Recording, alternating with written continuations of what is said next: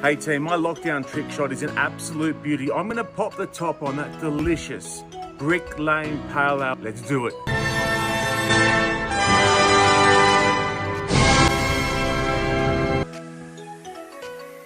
Hello and welcome back to Rugby Connection presents The Final Whistle. Now, usually with The Final Whistle, we talk to players because they get interviewed after the final whistle.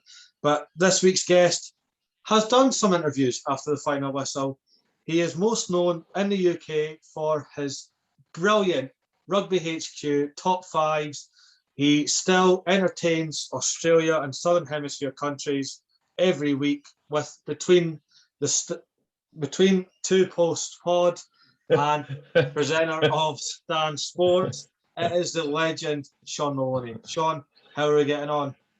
Do you know what? It's easy to stumble on the between two sticks, between two posting because I was against that as the name of the show, but producer Ollie, who's from the UK, sort of dug in and said, "No, this is the way we're going, mate. I'm well, and we're up and running with that show and a few other bits and pieces, and Super Rugby's firing at the moment. So, mate, life couldn't be better on the rugby front. We are flying at the moment." Yeah, great to see. I mean, you were kind of the first to come back during when the world stopped. Down under, we were all waiting to watch rugby. You got full capacity, and now the tides have turned. There's not many crowds down under. We get full capacity, so mate, it's been a crazy time. Like, I think back to when it all came undone. I was at that time doing the 7 circuit with World Rugby, so we had done that double, the USA LA Sevens up to Vancouver. Early March 2020, then came home, and then made a week later, our Prime Minister had shut the borders and all bets were off. So it came to an end very quickly, but it's nice now to be able to do it domestically and start looking ahead to some potential test matches, obviously, around the world for Wallabies fans as well. Yeah, fingers crossed, because I know, especially Scotland fans, we didn't get our summer tour last year. We did get the autumn, so we definitely got that, but we do like to go away for the summer and come down to use and get a bloody good 3-match test series. Yeah, well, I know that the autumn series went ahead okay because you beat us. I was commentating that game. I know exactly why it went okay for you in Scotland because we got comprehensively beaten in that Scotland game. But and just keeping an eye, like looking ahead to July as well. We've obviously got England coming down here and Ireland are off to NZ. I think Wales might be hosting, South Africa rather might be hosting Wales. So it'll be awesome when July rolls around as well. Yeah, can't wait. It's just nice to get up early and watch some rugby. Yeah, I've often wondered what it's like to have breakfast rugby in your corner of the globe. It's not something that we've ever been afforded because when test matches have been played at Murrayfield or Twickenham, it's like 1 and 3 and 4 in the morning here, and it's terrible. Yeah, I kind of know how you experience that because I watch a lot of American sports as well, so that's getting up at 1, 2 o'clock in the morning and trying to power through it. It's not easy. The breakfast rugby down under is so much easier. Yeah, and I think Sky Sports UK have just picked up the rights to Super Rugby recently as well. So that's all off and moving again. So you can get a full-on fix on what would it be for you guys? A Friday morning, naff off work, Friday morning, Saturday, and just watch rugby all morning. Yeah, Friday morning, Saturday morning to the afternoon, and maybe the one on Sunday, depending. Perfect. Absolutely. What actually got you into rugby as just the general sport, Sean? Good question. My dad was a big rugby guy, and he played at the local club, played down at Manly here on Sydney's Northern Beaches. So he was kind of the driving force into that. And then post him playing, he started helping out managing a few teams. So my Saturday afternoons from the age of like 7 or 8 through till 13 was at the local club chasing footies round, hanging out as a ball boy and, idolising just guys at a local level. And then obviously that sort of spawned into wallabies and adoring them, and it's been that way ever since. So that's well over 30 years now that I've been into rugby, and I've got the old man to thank for it. Yeah, I'm kind of in the same boat. I got introduced to rugby by my dad. I didn't have a clue what rugby was, and then I seen it on the telly, and I was like, I really want to do this. But the age I wanted to play, you weren't allowed to tackle or anything, so it was just touch. No, this isn't for me. I want to do what the big boys on TV are doing. So I didn't start till I was about 13, and then I got proper stuck into it. So yeah, and now it's addictive. Mate, it's funny you say that because it's obviously the same here. Whilst being into rugby and spending my afternoons at rugby, my parents held me back and didn't have me play until I would have been 12. So it was soccer up until that stage, and then they let me loose. So it seemed to serve me well as well. So I'm glad that I got into it when I got into it, but I've been a fan for a lot longer. Yeah. I mean, it's just the best sport in the world, isn't it? It is. It really is. I mean, it is. What actually got you into more the media side of rugby then? That's a good question. So I always knew what I wanted to do, and I knew where I wanted to get to in terms of the commentary and presenting as well. I was playing over in Italy in 2007.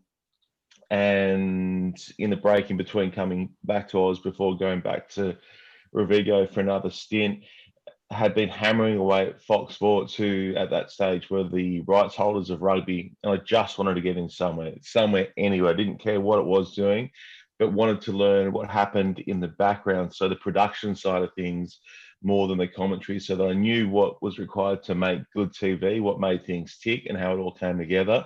So, mate, that was 07. I started in the newsroom there at Fox, and then a couple of years after that, made the jump into producing rugby, so 09.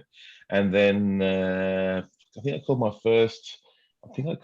first Super Rugby game in 2012. It was Brumbies v the Cheetahs down in Canberra, and then it just sort of snowballed from there. It all started to generate a lot of pace, and now I get to do it for a living, which is just, mate, it's just unreal. It's a dream.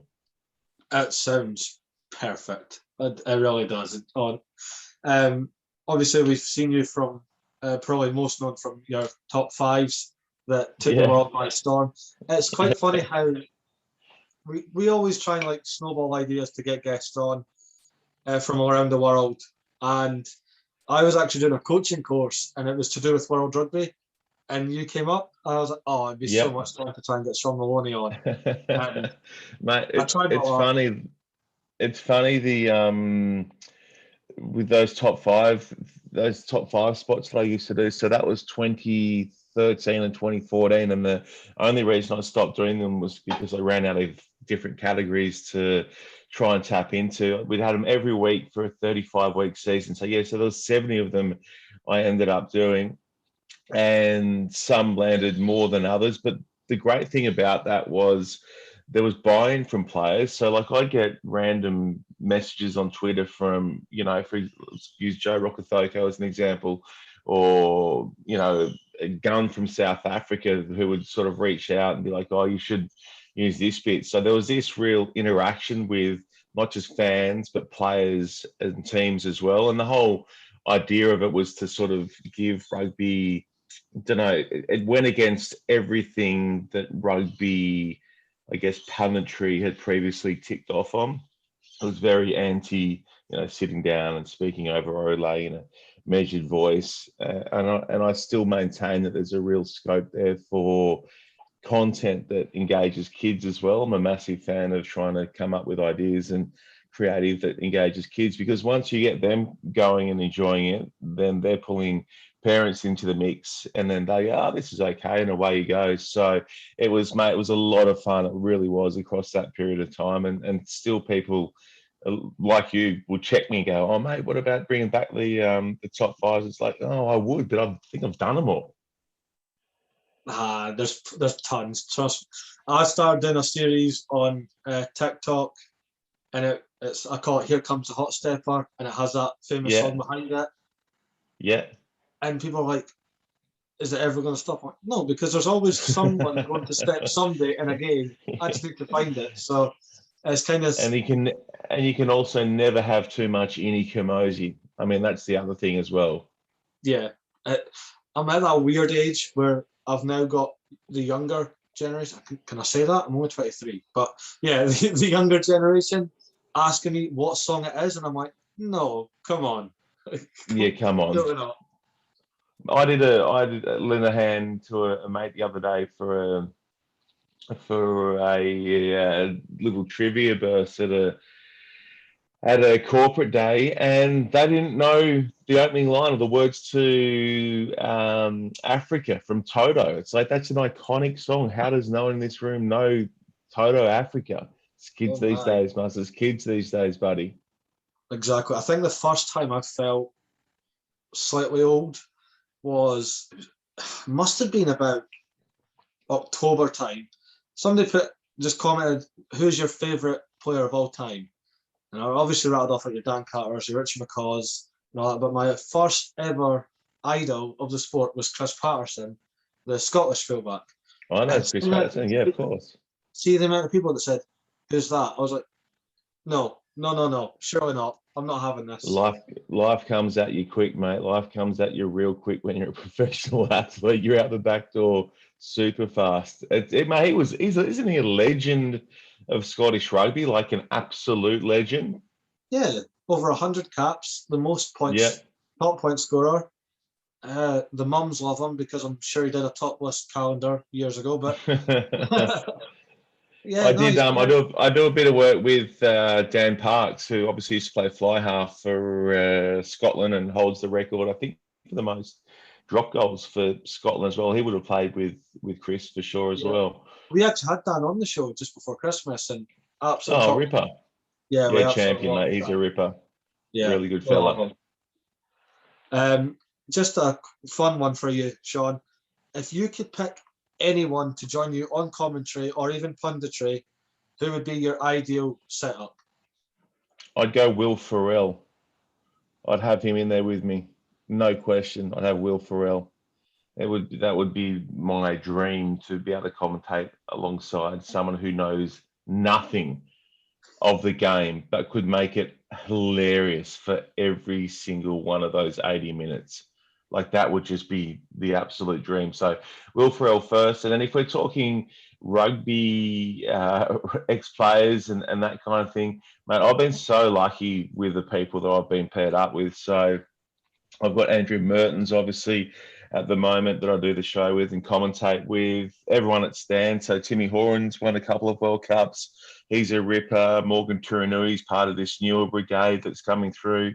Not as many test matches as someone like Timmy Horan, but the way he articulates the game and his turns of phrase are really good. Got big Justin Harrison, who you would know from famously picking off the British and Irish Lions back in 2001. So we've got a really strong team. And then even at Fox, I was lucky to work with guys like Rod Kafer, George Gregan, Phil Kearns, Greg Martin. I've had a really charmed run on that front. And then on the seven side of stuff that I've done, really lucky to work with a guy named Carl Tanana, who's a New Zealand sevens legend, who was the expert voice of sevens for many years until COVID sort of set everything back on that front. So, mate, I honestly, like, I wouldn't slip or trade any of those guys. Even through the World Cup, when I commentated the World Cup in 2019, I had Martin Williams, the Welsh legend, and he was a champion too. So, mate, I've been lucky. I don't think there are too many bad options or bad people in rugby. I think across the board, they're all really top women and top blokes.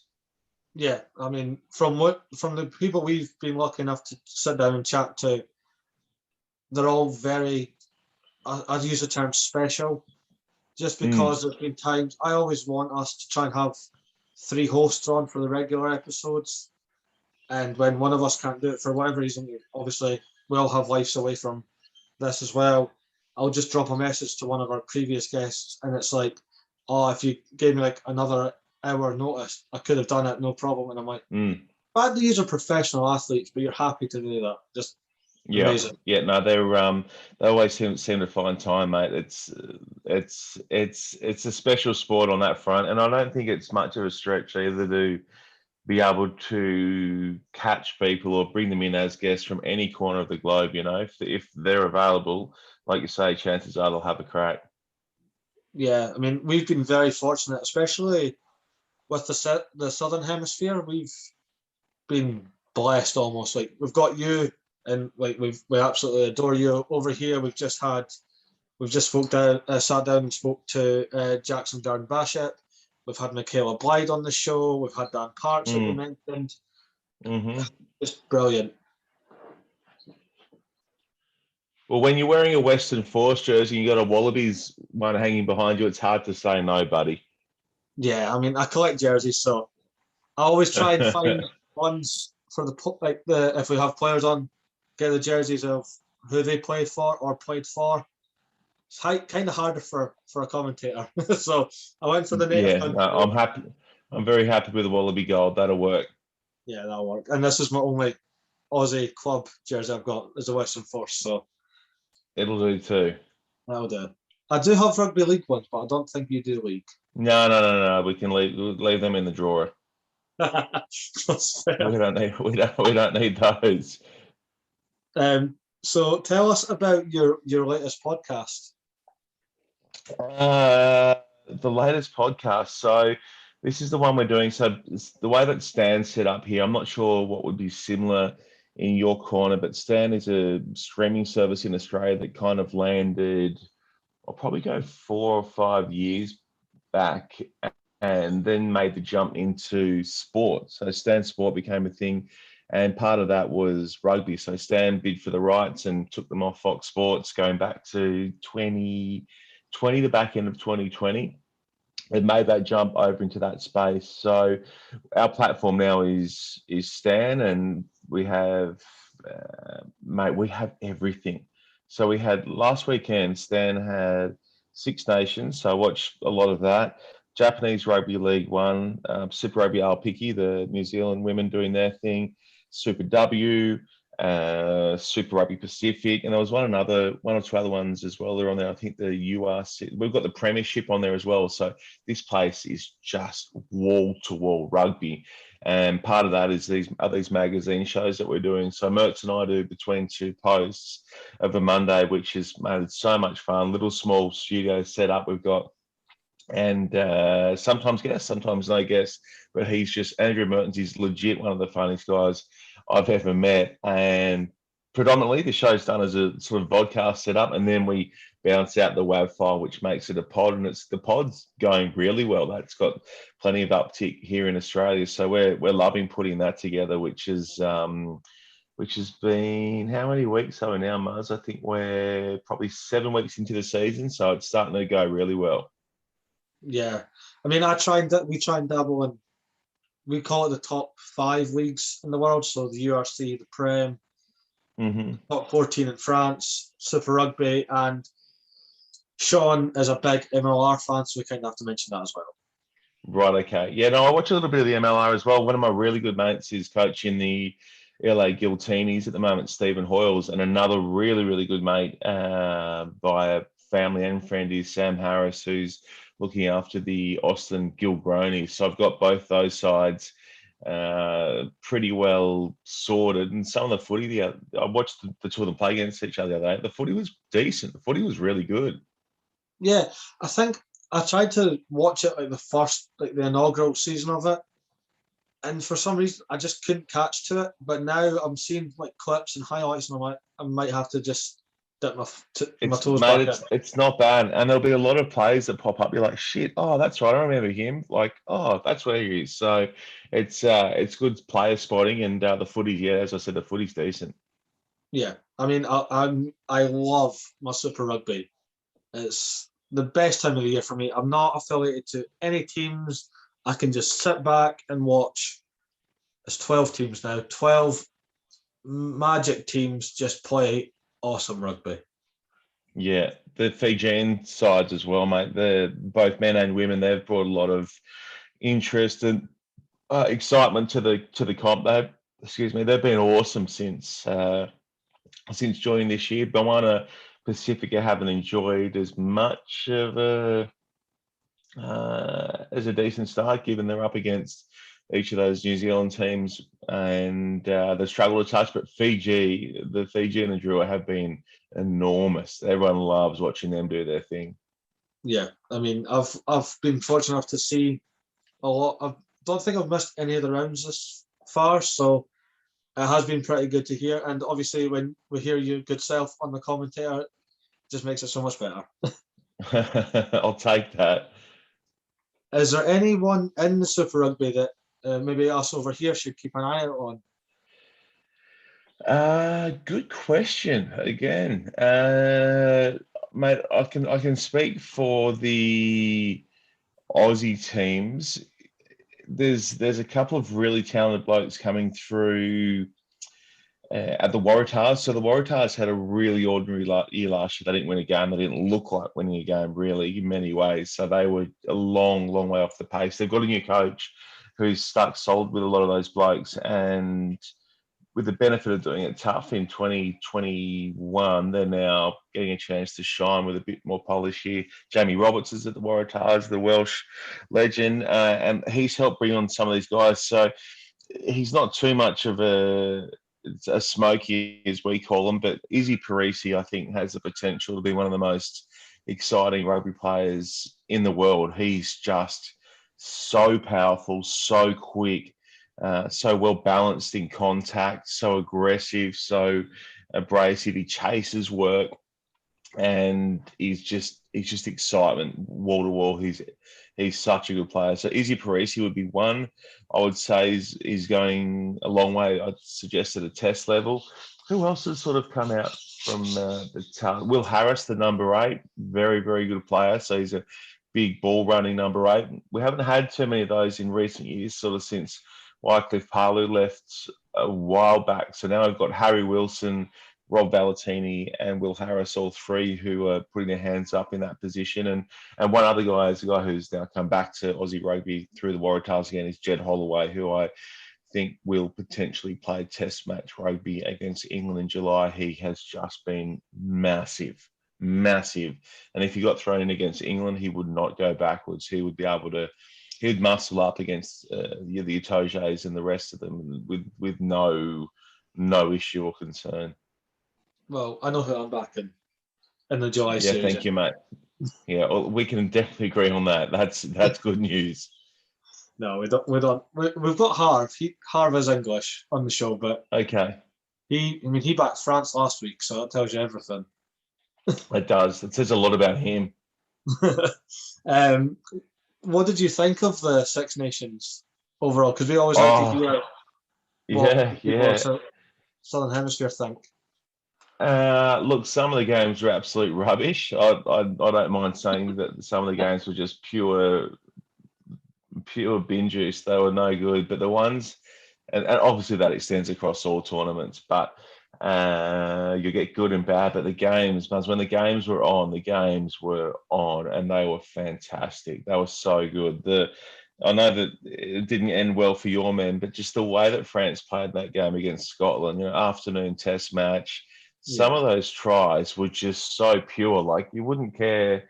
I almost think if they were putting that sort of performance, the French, up against Australia in a similar condition, like in a similar way, you kind of just sit back and go, well, our guys aren't even playing that badly. It's just this other mob that good.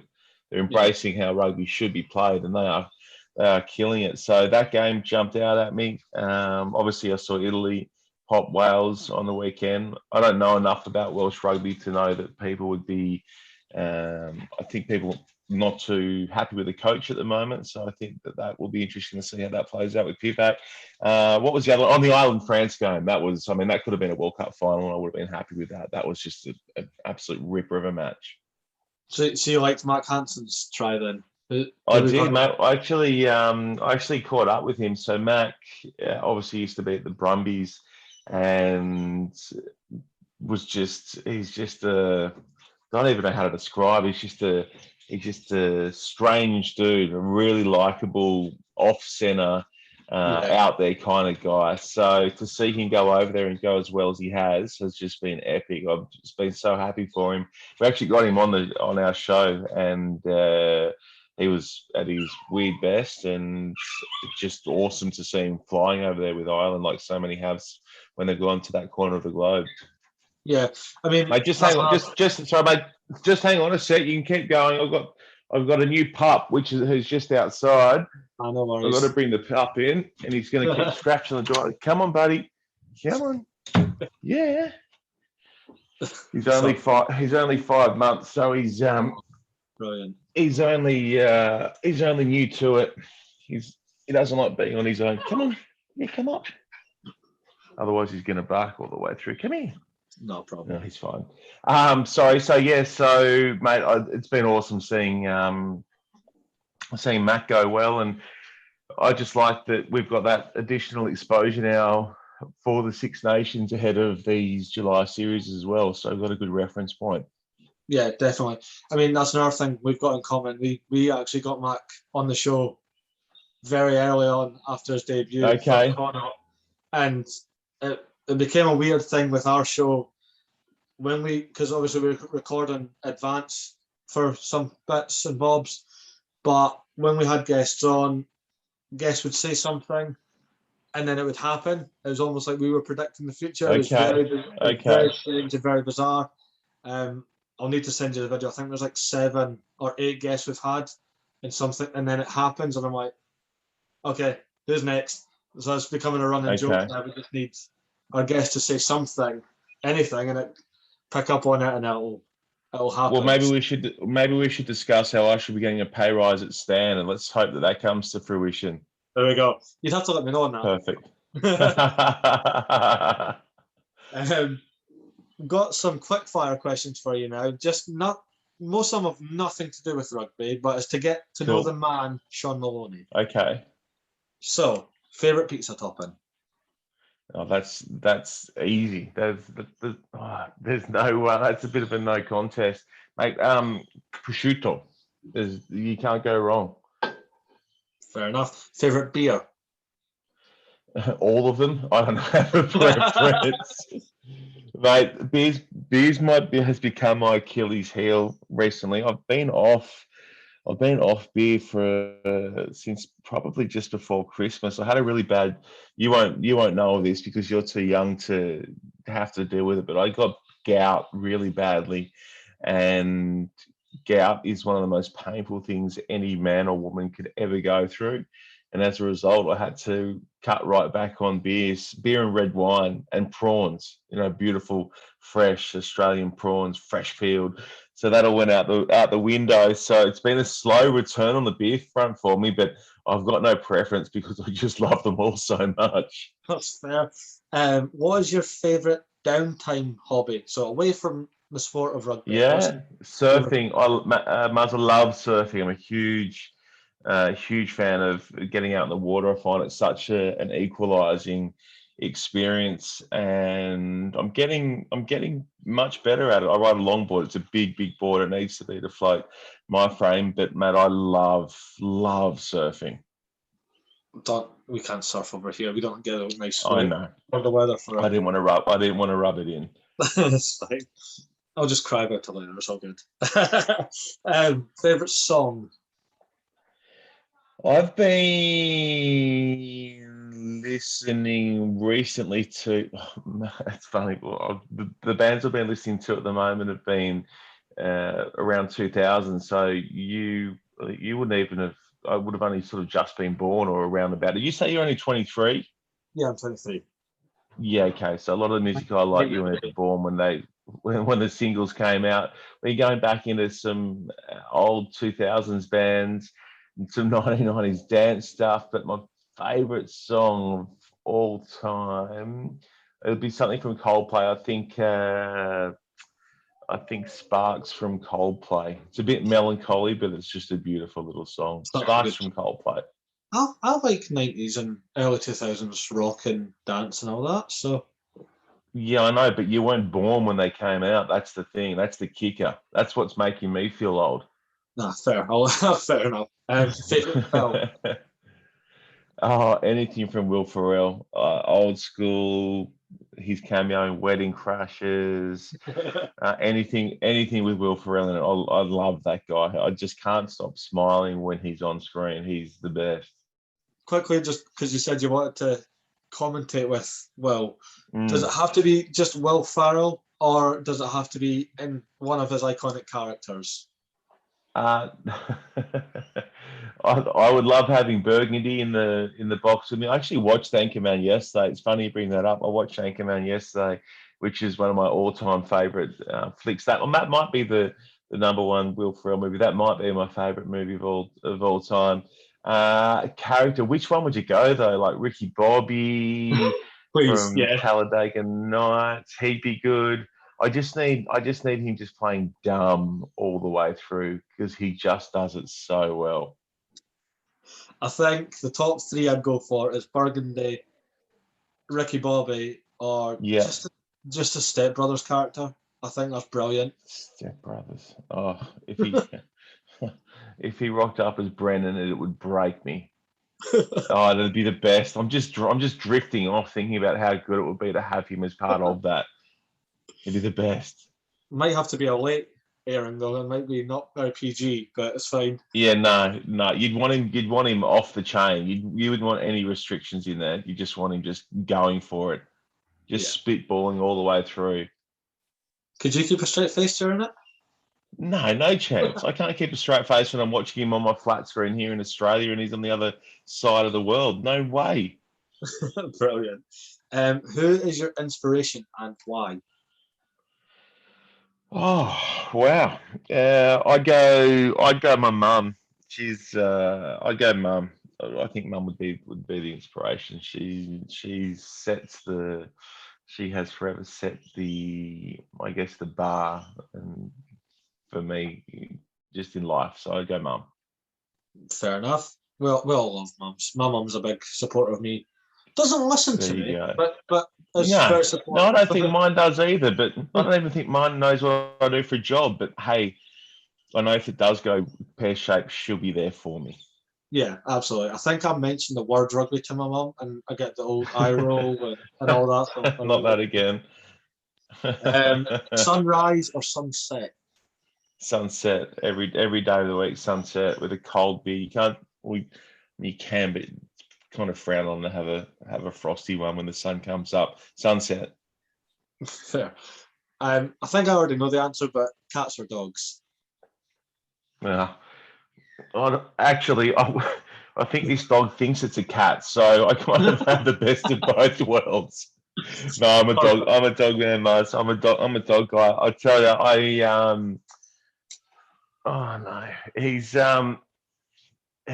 we got him just before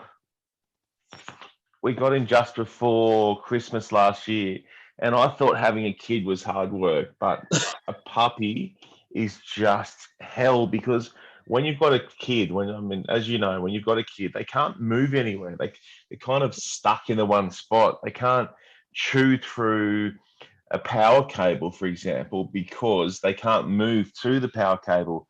This thing's like a land shark. So when the land shark gets moving, it's lights out and everything's fair game. His name's Seal. We named him after our favourite spot on the north coast here in New South Wales, Seal Rocks, which is just this gorgeous little spot.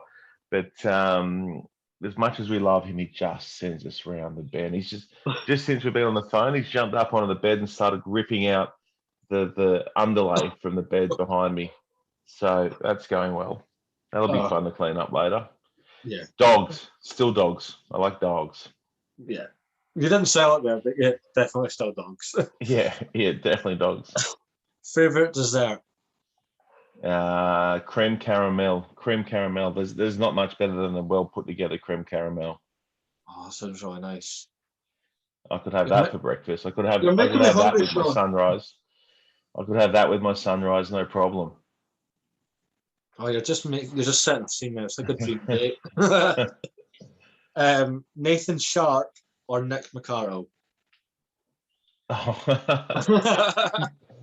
Mate, Sharpie's like one of the most decorated Wallabies of all time, and he's an absolute champion. McArdle's also a champion, but Nathan Sharp, even Nick McArdle would want to be Nathan Sharp more than Nick McArdle would want to be Nick McArdle, and I'm the same. So Nathan Sharp. Fair enough. Fair enough. And last one for the quick fire. Who is winning Super Rugby Pacific? Brumbies. Brumbies. I think Brumbies have the potential to go all the way, and I think the Reds will really push too. I think the Tars are a little too fresh. A couple of injuries could really set them back, just in terms of the depth. But these other sides have got really good depth now, mate. The Brumbies and the Reds have been the best of the Super Rugby teams here in Australia for a few years now, probably the last 3 years, I'd say. So I'll go with the Brumbies narrowly over the Reds, knowing that we're going to have that crossover coming in April with the New Zealand teams who will ask plenty of other different questions, but I don't foresee the same level of blowouts or the same lopsided scorelines that we saw last year between the Aussies and the New Zealand teams. I really do think the Aussie sides are coming up a long, long way. Yeah, I hope so anyway, because I was really looking forward to the crossover lap, the Trans-Tasman last year, and it flat for me. I still loved the tournament, but it was just that didn't go well. No, did not. The draw, mate, like there are a lot of contributing factors to why I think the Aussie teams went so poorly through that. Like even when you look at the fact that there was no gap between the end of AU finishing and Tasman starting.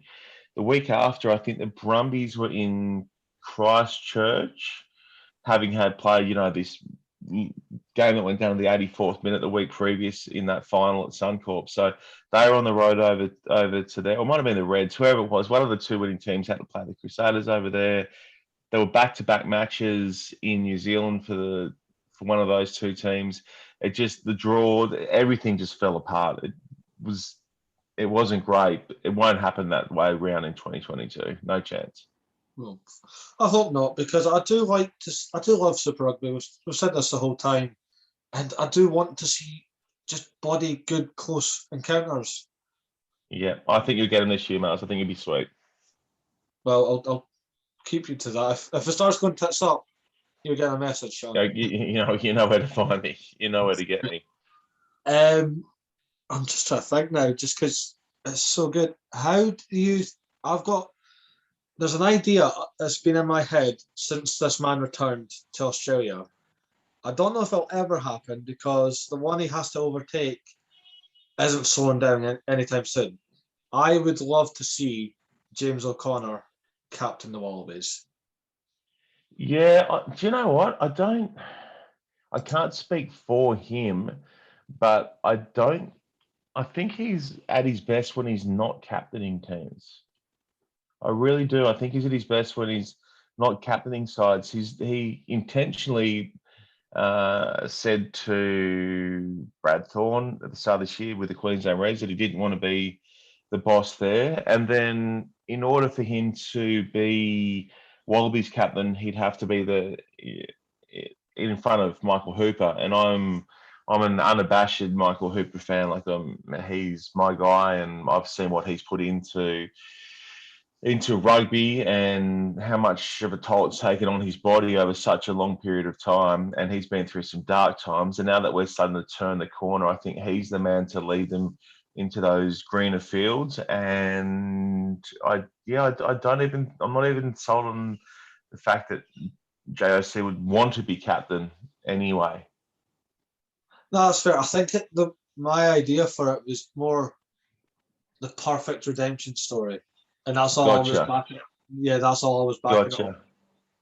He got a large chunk of that redemption when he scored the match-winning try for Queensland against the Brumbies in the Super Rugby AU final last year in front of 45,000 up at Suncorp. So he's redeemed in Australia. He's well and truly redeemed. He's back and in the mix, and people certainly love JOC. There's no doubt about that. Yeah, I've always been a fan of JOC, to be honest. There is one man though at the Reds just got everyone talking. He's so young, so it's frightening. It's Jordan Pataya. Oh, it's funny you mention him. We had him on our other show that we do Thursdays. So we had him on yesterday, and he's such a softly spoken, shy, humble kid. I mean, he's still just a kid, but he has now locked in for. Sorry, man. I gotta do it again. I gotta try and get the land shark just to chill out a touch. Boy, he's going, and he knows he's done the wrong thing because he just starts running when I stand up outside. Be back. So we had Geordie on yesterday, and super humble, always deflecting from himself. And then it runs right against sort of who he is as a player, because as you say, every time he touches the ball, you kind of just hold your breath in anticipation because every carry is so damaging in many ways. He's brilliant. He's a prodigy. You know, he's so good. So he's locked away till 2024 now. And he's looking more and more settled at fullback with Queensland. So I'd suggest we might be seeing him there in national colours down the track as well. He'd have to do a big job of supplanting Tom Banks, but Geordie Pataya is he's just talent. That's what he is. He's just talent. He is, and he's 21, which is sickening. Crazy. It's crazy. What is your favourite game you've ever worked at and went to as a fan? The favourite game I've worked at, I commentated the England All Blacks World Cup semi-final in 2019. So I was at Yokohama, and it's hard to describe how manic that first 95 odd seconds were. Like when you had England pull the ring on the haka.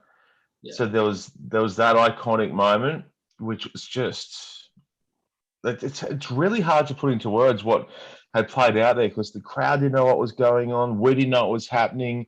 It was deafening. Like, it was just so loud there. And you could just feel the electricity in the stadium. There was just this surge of adrenaline that went through everyone. It was a really unique experience. And then obviously from the kickoff, England were just so methodical and perfect in the lead up to that first try that Tuolungi scored. It was almost a perfect 90 seconds of rugby, that opening try. And then, they hung on. So that was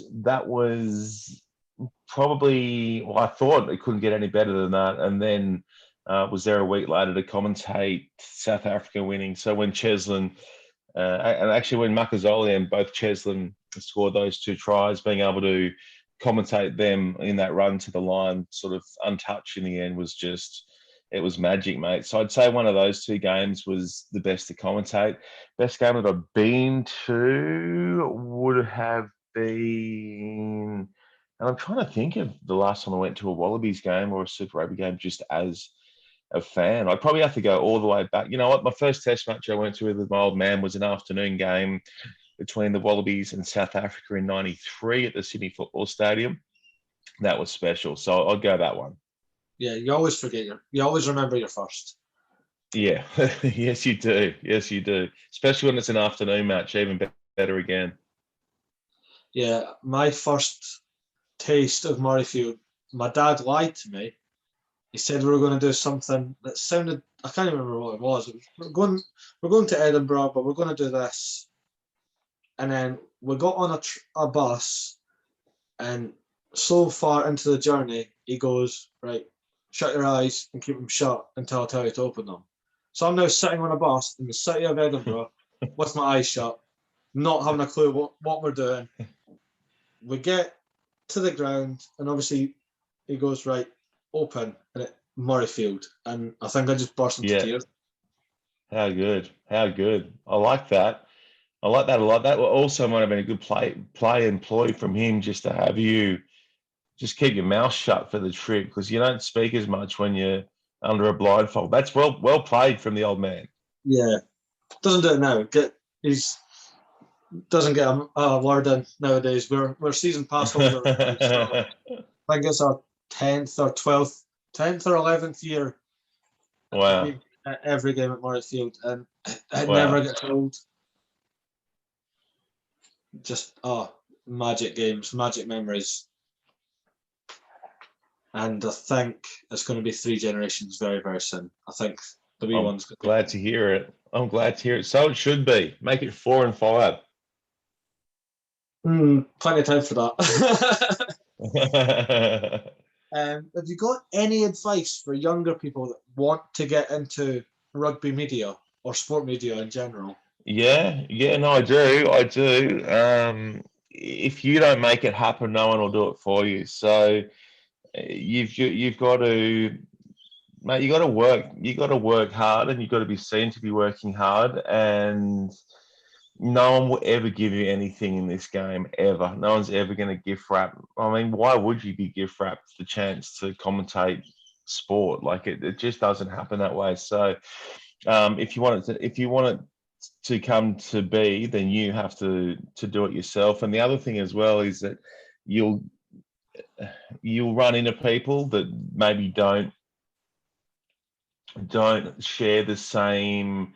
How do I describe this? Because it's such a subjective career choice. Obviously, some people are going to like what you do, and others are not going to like what you do. But you can't compromise your own personality or who you are. If I had have listened to some people previously, we wouldn't be sitting here talking like this about, the top 5 stuff, or the fact that we got to commentate a World Cup final, because I would have bowed to their perceived thought on what should work and what the right way to do it is. You have to commit to being yourself all the way through, and you've got to live and die on it. And eventually, at some point, someone who does like your style will pull you in and take you along for the ride, and then that ride will inevitably come to an end. Like I do this thinking every game that I commentate is my last. This is every podcast that I'm invited onto as a guest is my last as a commentator or presenter, because you just never know in this game, because it's so subjective. We're not there crunching numbers or working hedge funds. It's all open to interpretation. It's all subjective. So, mate, that's why I channel the energy into it the way I can, because you don't know how much longer you can do it for. Yeah, well said. Final question. And we need the energy. We need the energy. We're going to roll back the clock. We need a Sean Maloney top 5 greatest rugby podcasts. Well, this is got to be at the top, doesn't it? This is number 1. That's up isn't to it? you. Isn't that the way we're going with it? Yeah, this can be number 1. Yeah, mate, I do listen to them, to rugby podcasts sporadically, just to stay in touch with. I really like hearing different voices in the game as well, so I listen to them sporadically. But I mean, when I think final whistle, I think number 1. That is the only way that this can go. I mean, you could have said yours. Nah. I'll let Mertz do that. I'll never talk up my own podcast. I would never do. I would never dream of doing that. Mate, there's a lot of people down here in Australia who I know rugby's big in the UK, obviously, and I know that there's plenty of scope and there's plenty of space for each of you to have your own podcasts. Down here, we've got it's a much smaller group, and these guys and girls are super passionate, and they really throw in to their podcast. So I will shout out to each and every one of them. They all know who they are, for what they do for rugby in Australia, because it's not like where you are, mate. It's a lot narrower, the field, I guess. So they do a good job down here on that front. I think Rugby Connection needs to maybe take over down under then. Hopefully. Well, there you go. You can good luck trying to muscle into the like a mafioso down here. They're like the 5 families. It might be tough. It might be tough to crack into. They might send you on your way. They might body bag you guys. I mean, if they could just keep me, that's fine. I'll But never yeah, know. mate, I've got this one as number 1. We'll take that any day of the week. There you go. This has been the final whistle with Sean Maloney, and we'll see you next time.